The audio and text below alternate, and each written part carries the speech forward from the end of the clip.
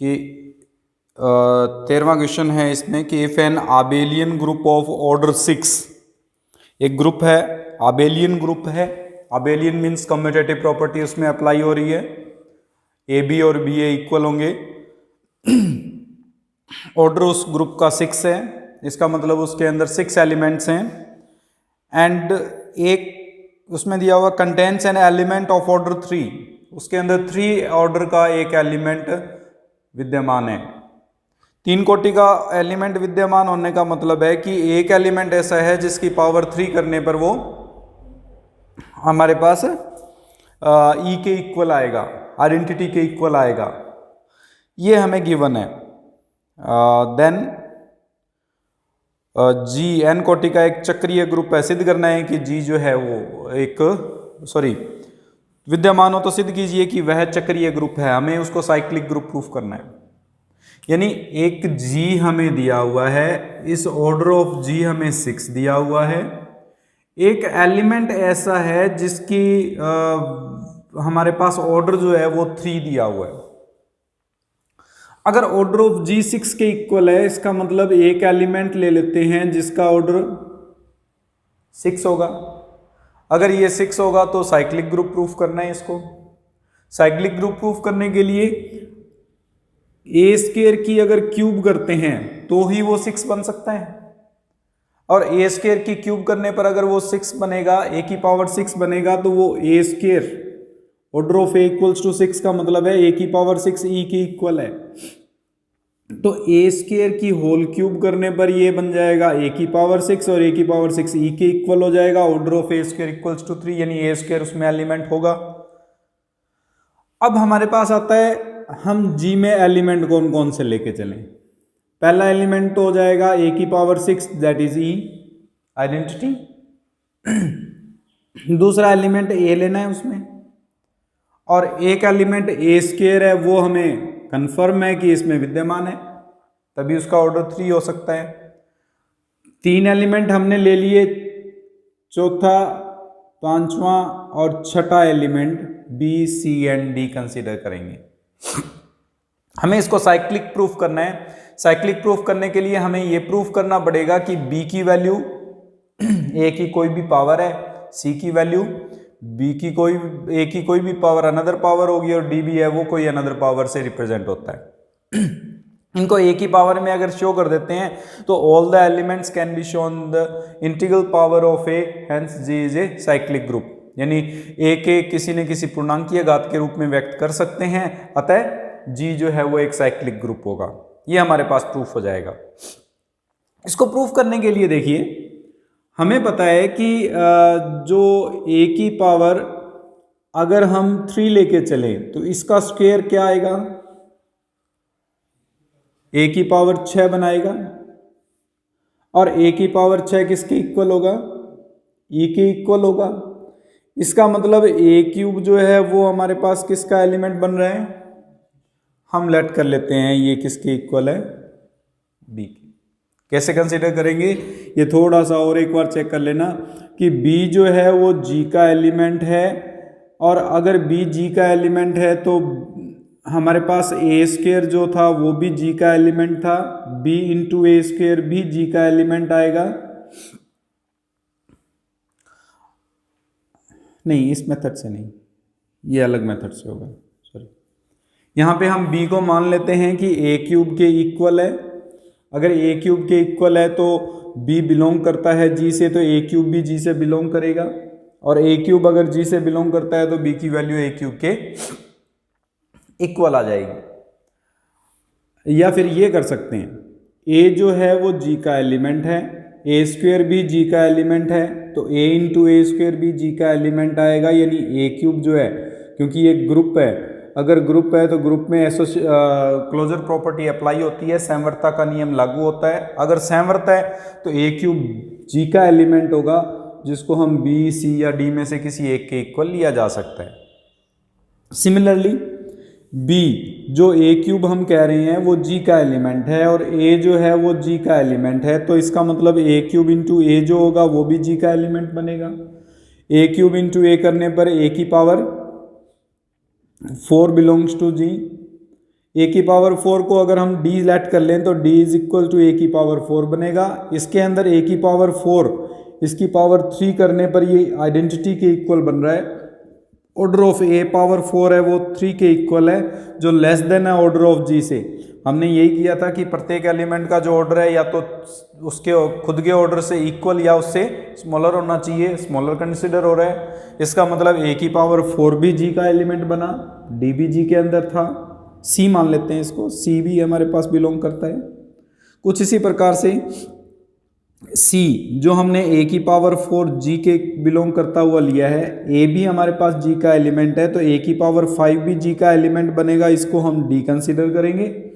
हमें पता है कि इसका ऑर्डर जो है ऑर्डर ऑफ डी वो हमारे पास ऑर्डर ऑफ ए पावर ए के इक्वल आएगा, क्योंकि इसकी पावर 6 करने पर ही ये आइडेंटिटी को रिप्रेजेंट करता है। ए की पावर 5 उसकी पावर 6 करने पर ये ई आएगा, अदरवाइज ई कभी भी नहीं बनेगा इस केस में। और अगर 6 ऑर्डर पर कर रहा है तो ऑर्डर ऑफ ए के इक्वल आ गया, ऑर्डर ऑफ ए के इक्वल आ गया तो ऑर्डर ऑफ जी के भी इक्वल है, जी से बिलोंग करता है ये। Each and every element of group can be represented in the form of A power 6, A square, A cube, A4, A5। Hence G is a cyclic group represented by A। तो 6 या 6 से कम कोटि का जो भी हमारे पास आबेली ग्रुप होगा वो हमेशा एक चक्रीय ग्रुप होगा। का उदाहरण दीजिए, एक परिमित आबेली ग्रुप का उदाहरण दीजिए जो कि चक्रीय नहीं हो, यानी साइक्लिक नहीं हो। ऐसे फाइनाइट ग्रुप का एग्जांपल देना है हमें। तो कैलाइन 4 ग्रुप किया था हमने, K4 ग्रुप। K4 ग्रुप में हमारे पास एलिमेंट्स कितने थे? E, A, B, C, ये 4 एलिमेंट्स थे। इसके अंदर अगर हम मल्टीप्लिकेशन के लिए या K4 में स्टार के लिए जब ऑपरेशन अप्लाई करते हैं तो कुछ इस प्रकार की कंडीशन थी।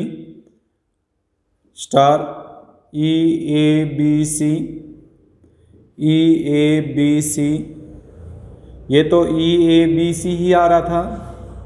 ये A, B, C, E, C, B, फिर C, E, A, फिर C स्टार A की value B, C star B की वैल्यू C A आएगी और C स्टार C की वैल्यू E। ये कैलाइन 4 ग्रुप था। ये एक फाइनाइट ग्रुप है, फाइनाइट ग्रुप है ये, लेकिन साइक्लिक नहीं है। साइक्लिक क्यों नहीं है? क्योंकि यहाँ पे किसी एक एलिमेंट के स्क्वायर्स से इनको रिप्रेजेंट नहीं किया जा सकता। ठीक है, सो हम इसमें एक एग्जांपल ले सकते हैं। K4 कैलाइन 4 ग्रुप है। कैलाइन 4 ग्रुप में हम इसको किसी भी एलिमेंट के एक की इंटीग्रल पावर की फॉर्म में शो नहीं कर सकते, इसलिए एक साइक्लिक ग्रुप नहीं है। एग्जांपल देना था, एग्जांपल दे दिया हमने इसमें। नेक्स्ट है हमारे पास क्वेश्चन नंबर 15। ये दिया हुआ है, दर्शाइए कि 6 से कम कोटि वाले प्रत्येक परिमित ग्रुप आबेली होने चाहिए। यानी 6 से लेस अगर हमारे पास कोई भी ऑर्डर है वो ऑलवेज आबेली ग्रुप बनेगा। ये हमें प्रूफ करना है। तो मान के चलते हैं कि अगर G का ऑर्डर 2 है तो कंफर्म है E एक उसमें एलिमेंट बनेगा ही बनेगा। E स्टार A और A स्टार E जो है वो इक्वल आएगा, इसका मतलब आबेली ग्रुप बनेगा। लेकिन अगर ऑर्डर ऑफ G को अगर हम 3 ले लें, ऑर्डर ऑफ G का 3 का मतलब हो जाएगा कि इसमें 3 एलिमेंट्स होंगे E, A, B। इसके लिए अगर टेबल बनाएं, स्टार ऑपरेशन लगाएं, E, A, B, E, A, B, तो ये E इंटू E बना देगा। आइडेंटिटी है इसलिए A B बनेगा, ये भी A B बनेगा। यहाँ बनेगा A star A star B, फिर B स्टार A और B स्टार B, ये कंडीशन बनेगी। अब A स्टार A, क्योंकि ये आबेली ग्रुप एक ग्रुप है तो A स्टार A की जो वैल्यू है वो या तो होनी चाहिए हमारे पास E के इक्वल और या A स्टार A की वैल्यू आनी चाहिए B की इक्वल, क्योंकि इस रो में ये तीनों एलिमेंट बनने चाहिए तभी अबेली ग्रुप हो सकता है। ए तो बन गया, दो एलिमेंट रह गए ई और बी। ए स्टार ए की वैल्यू या तो ई होनी चाहिए और या क्या होनी चाहिए इसमें बी, दोनों में से एक केस बनना चाहिए। कुछ इसी प्रकार से ए स्टार बी की वैल्यू को जब डिफाइन करेंगे या तो ई होना चाहिए या ए स्टार बी की वैल्यू जो है वो हमारे पास बी के इक्वल बनना चाहिए। ये कंडीशन अप्लाई होती है। लेकिन अगर मैं इस केस को लेके चलता हूं A star B equals to B, तो उसके according A star B into star B inverse equals to B star B inverse बन जाएगा। एसोसिएटिव प्रॉपर्टी अप्लाई होती है because it is a group, so ये हमारे पास आइडेंटिटी के इक्वल आ जाएगा। इसको सॉल्व करेंगे तो A star E is equal to E, यानी ए इक्वल्स टू ई आ जाएगा। अगर ए ई के इक्वल आ गया तो दो ही एलिमेंट बच गए, तीन एलिमेंट्स हुए ही नहीं। इसका मतलब ये पॉसिबल नहीं है, नॉट पॉसिबल, ये संभव नहीं है। अगर ये संभव नहीं है, ए स्टार बी बी के इक्वल नहीं है, तो ए स्टार बी किसके इक्वल आएगा ई के। और अगर ए स्टार बी ई के इक्वल है तो उस केस में ए स्टार ए की वैल्यू क्या बन जाएगी बी बन जाएगी। तो ए स्टार ए जो है वो तो हमारे पास बी के इक्वल है और ए स्टार बी जो है वो किसके इक्वल है ई के। यहां तक कोई डाउट हो? फिर उसके बाद में इसी फॉर्म में ये अब बी स्टार ए की वैल्यू जो है वो किसके इक्वल होनी चाहिए, क्योंकि बी तो ऑलरेडी हमारे पास कंप्लीट कर चुके हैं। तो बी स्टार ए की वैल्यू या तो ए के इक्वल आएगी या बी स्टार ए की वैल्यू किसके इक्वल बनेगी ई के। अगर इसको कंसीडर करें, ए इनवर्स से मल्टीप्लाई कर दें तो बी इज इक्वल टू ई आ जाएगा, जो नॉट पॉसिबल होगा। सेम कंडीशन जो ऊपर अभी अभी किया हमने। इसका मतलब बी स्टार ए किसके इक्वल आएगा और बी स्टार बी किसके इक्वल होगी ए के इक्वल आएगा। अब देखो ए स्टार बी भी ई के इक्वल है और बी स्टार ए भी ए के इक्वल है। इसका मतलब बी स्टार ए और ए स्टार बी क्या है आपस में इक्वल है। और अगर दो एलिमेंट्स ए स्टार बी और बी स्टार ए इक्वल आ जाएं तो वो ग्रुप कौन सा बन जाता है आबेलियन ग्रुप। तो ये एक आबेलियन ग्रुप है। अगर एलिमेंट्स तीन हो, जिनमें दो एलिमेंट्स थे आबेलियन ग्रुप था, तीन एलिमेंट्स हैं आबेलियन ग्रुप है। हम इसी प्रकार से ये प्रूव कर सकते हैं कि आइदर 4 और 5 elements on order of G then also it is abelian group.